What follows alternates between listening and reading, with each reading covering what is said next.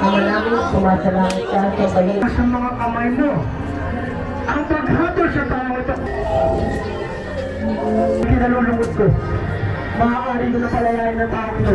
Magtutungo kay Cesar. Ang higain namin, ang mga hatulan ng kamatayan ng tao ito. Kamatayan ang nakapat sa tao ito. Maaari mo siyang palayain sapagkat hindi mo sa ako ng bayan ng Galilea. Ang kamatayan ng tao ito. Sa araw-araw, sa pangalan Sumigaw ng malakas si Jesus. Mahal na Gobernador Poncio Pilato. Upang hirap sa'yo. Maawa ka sa kanya! Ang aming biyag na si Jesus ang Nazaret. Nazaret! Alam ni Pilato na inggitan ng nagudyok sa kanila na dalhin sa kanya si Jesus. Doon ipinagkalog ni Pilato ang parusang kamatayan na magpasa ng krus. Naghugas siya ng kanyang kamay upang patunayan na wala siyang pagkakasala sa kamatayan ni Jesus. Tunghayan po natin ang mga sumusunod na pangyayari. Mahal na Gobernador Poncio Pilato, mayroon po kayong panauhin. Sino ang aking panauhin? Si Samuel at Longino. Si Samuel at Longino? Papasilin sila. Masisunod po, mahal na Gobernador.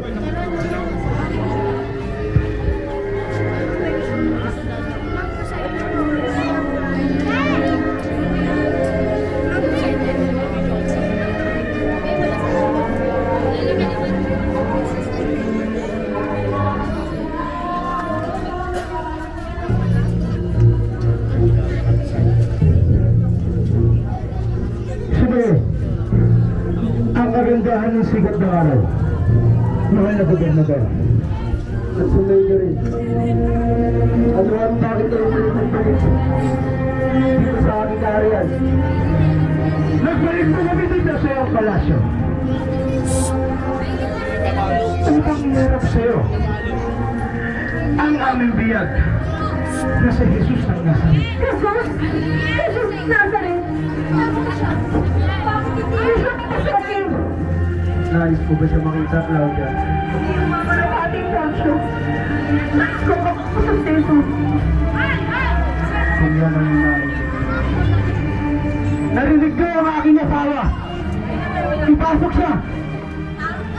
Masusunod mo, mahal na Gobernador. Marigo!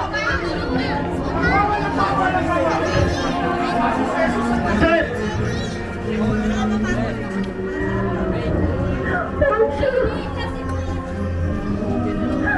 Pagkakataon ako sa mga panaginip. Jesus! Iligtas mo si Poncio! Maawa ka sa kanya! Huwag ka mag-alala, Claudia. Kapag napatunayan ko na walang pagkakasala si Jesus, ay akin siya palalayain. Sintarian! Longino! Bakit yung muling ibinalik sa akin ang tao ito? Ibinalik ko namin sa siya. Sa pagkat nagtulog ay tungkaya naman.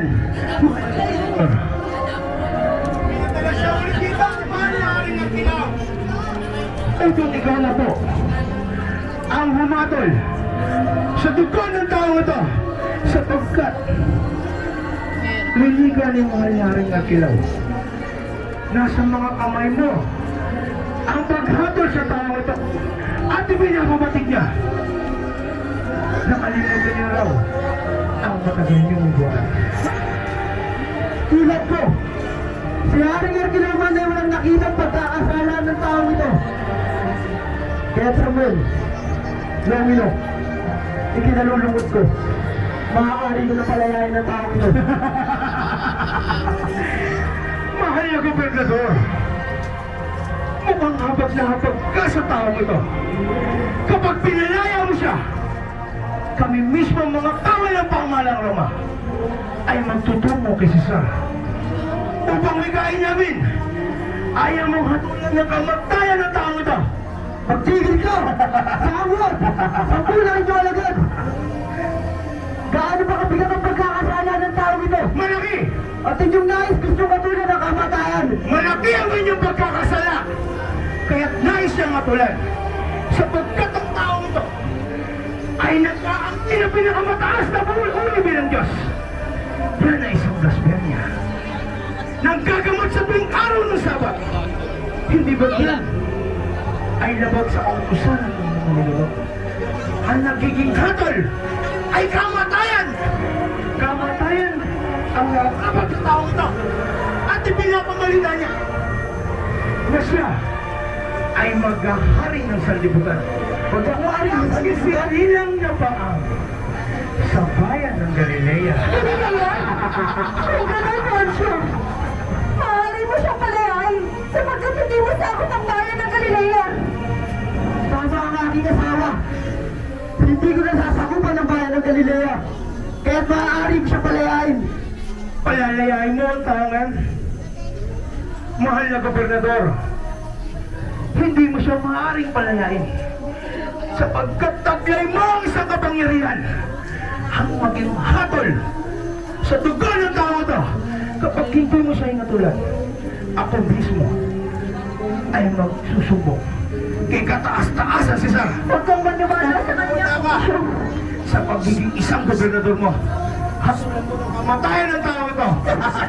At para pigilan mo ako sa pagalipusta sa tao ito, at nais mo siyang labitan. Para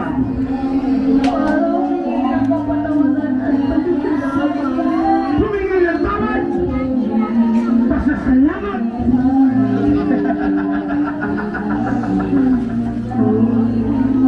Buksan mo ang iyong isipan. Pagmasdan mo na sa iyong harapan. Sa akin ka dapat tumingin ng patatawad. Ang mapagpustay ang Diyos!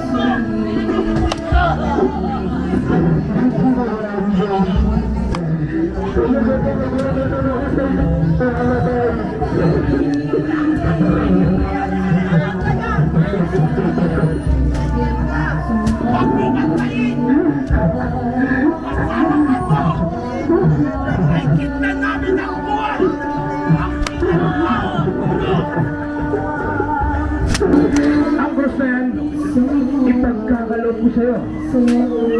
Lumuhod ka sa aking harapan. Unti-unti mo tayo ang nagdadaanan sa iyong Diyos.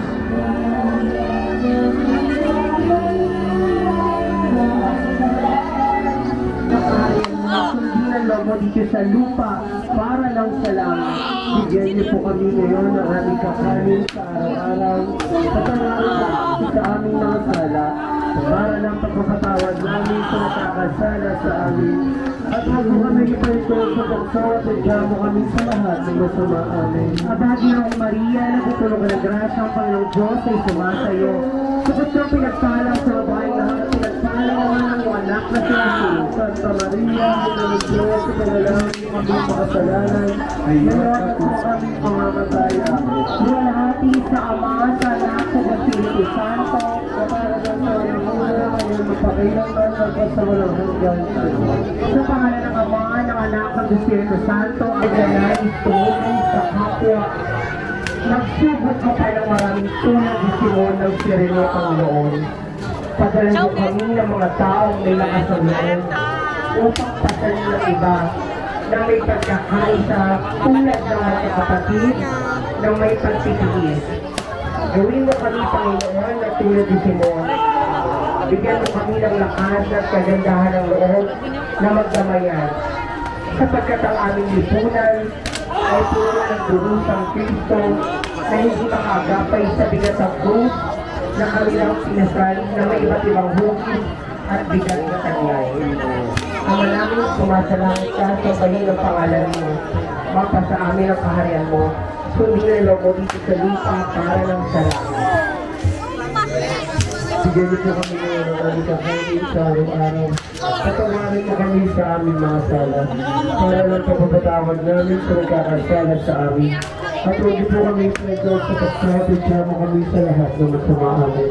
Aba, Ginoong Maria, na pupuno ka ng lahat ng Panginoon po sa sumasayo. Bukod sa pinagpala sa babae na pinagpala ng anong yung anak mo si Jesus. Sa Maria, ina ng Diyos, ipanalangin niyo po kami makasalanan. Ngayon na po kami mamamatay. Amen. Iwalhati sa Ama, sa Anak o ng Espiritu Santo. Sa para ng taon-una, ngayon magpakilangan magpasawalang hanggan. Salamat. Sa pangalan ng Ama, ng Anak, ng Espiritu Santo. Amen. Amen. Ang Redeemer of the Holy Cross Christian Movement ay lubos pong nagpapasalamat sa pamilyang taus-pusong tumanggap ng ikalimang istasyon, ang Pamilya Kalaya.